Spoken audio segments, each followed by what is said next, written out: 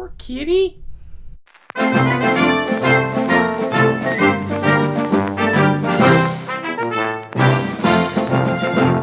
Before we start, I'm going to say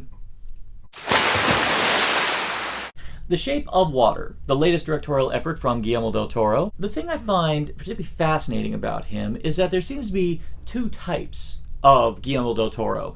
There's the one that wants to test the full extent of how far you can go with filmmaking and makes like the biggest film imaginable. This is the times when he directs stuff like the Hellboy movies or Pacific Rim. But then you got the one that turns around and wants to do films that kind of show that even in dark, grim reality, there can still be the room for the fantastic, the beautiful, the elegant. Well, for all intents and purposes, the idea that fairy tales can still happen even in the midst of cold, cruel reality. These are films like The Devil's Backbone, Pan's Labyrinth, and then you got this one. I will be bold and say this is probably some of his best work. I mean, I absolutely adored Pan's Labyrinth, but I will say this one actually goes, in many ways, a step further. Now, I'm not going to say that this one is going to blow you away with the unpredictable storytelling, but then again, neither did Pan's Labyrinth.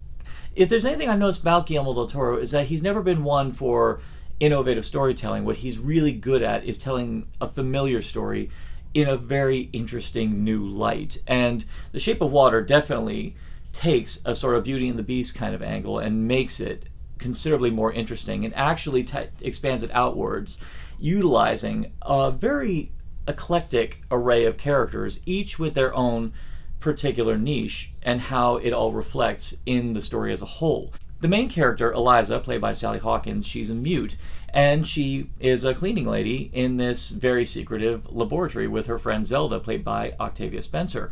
And she also rents out a room alongside her best friend, played by Richard Jenkins, who is also gay. And this is during the Cold War era, so you can imagine the difficulties a man like him has to deal with. It's all about what happens in life when you have no choice but to embrace, for lack of a better term, your inner freak. Each of the good guy characters all have that one thing that unfortunately condemns them in the eyes of a very conservative society. And that society is embodied by Michael Shannon's character. The thing about him is that he's just someone who's slave to the establishment in the sense of just what is expected of him.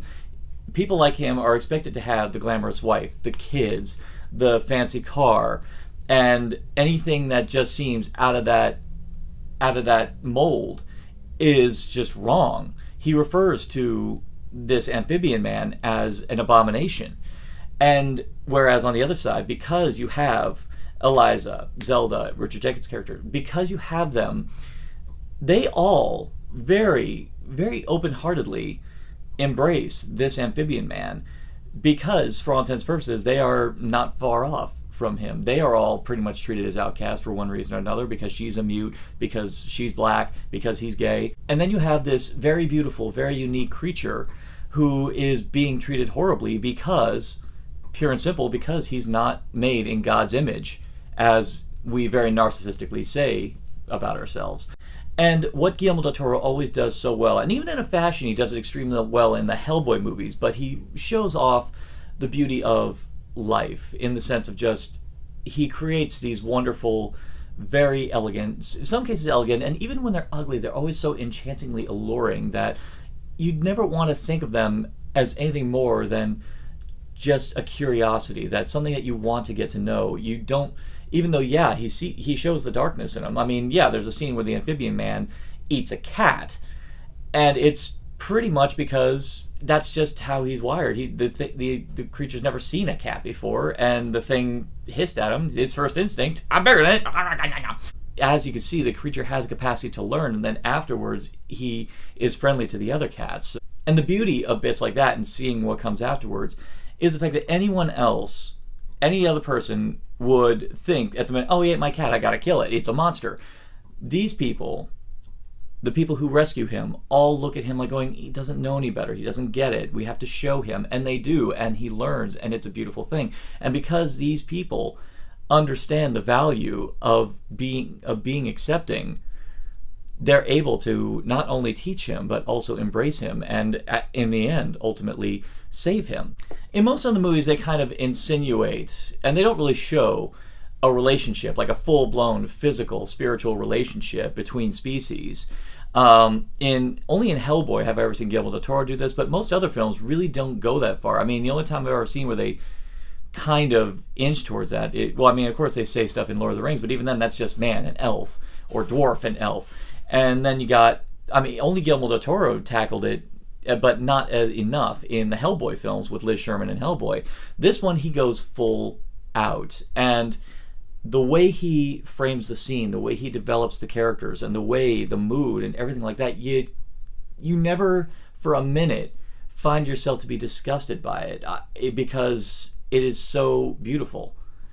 Every single frame, and is particularly all the scenes involving the intimate relationship that blossoms between Eliza and the Amphibian Man, invites you to ponder the possibility that connection is not remanded to your own species. That connection can happen anywhere.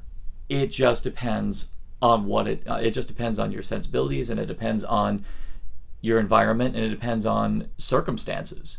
There are people in this world who cannot connect with other human beings, or they can only really connect with animals. There are people who really can only connect to their work. There are only people who connect to things that are just within their grasp, that just seem to give them comfort. And here you have this woman who has lived her life in silence and can't really communicate with anyone beyond general sign language. And as you see, the only people who she embraces and she seems to be able to have any kind of relationship with are the other outcasts. And it was obviously no mistake that they set this during a time when everyone was all about the ideal, when in reality, human nature is considerably more chaotic, and it's not something you can just put in a box like that. And one of the things I think is particularly wonderful with Michael Shannon's character is early in the film, he gets his fingers cut off, and you see he's very hell-bent to get them back on. And throughout the film, you see those fingers. It's clear that the reattachment doesn't go well, as you see them becoming gangrenous, and just it gets nasty. But you see him just desperate to try and hold on to that, because let's face it, if he's missing fingers, he's not gonna look like everybody else. He's gonna be a freak, and it's kind of awesome that route it takes with his character. So even though the story is pedestrian, and it's definitely nothing new, and it does lead to the inevitable conclusion that you could pretty much call from the get-go, the thing that works about this film is all about the execution. And I think that's always been the wonderful thing about Guillermo del Toro as a filmmaker, is that for him it's not so much about telling an unpredictable story. It's about telling a familiar story in a new and interesting way. So it's with that in mind, I will probably say Shape of Water is in easily my top 5, maybe even inching to my number 1. You let him loose and he makes something unique, and it's very uncompromising. And if it makes you uncomfortable, that just shows that the movie's doing its job, because it's showing you something that you never thought to consider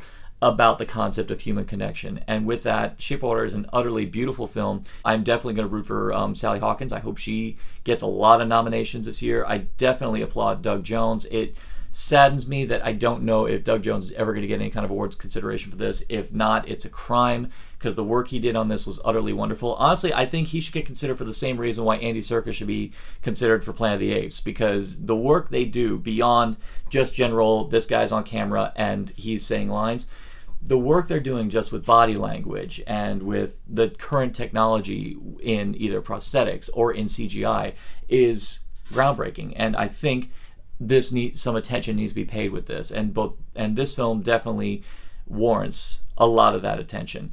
Now, that being said, the plot is still pretty pedestrian, and it's still pretty predictable, so that's still not going to say it's a perfect film, but that definitely will not stop me from giving it a Narcotic Casserole rating of... Do you agree? Do you disagree? Do you think this film may be overhyped as hell? Or do you think that this film is probably going to be one of the dark horses come award season? Leave it in the comments below. And for more addictive content on Narcotic Casserole, simply like, share, subscribe, click, thou shalt be served.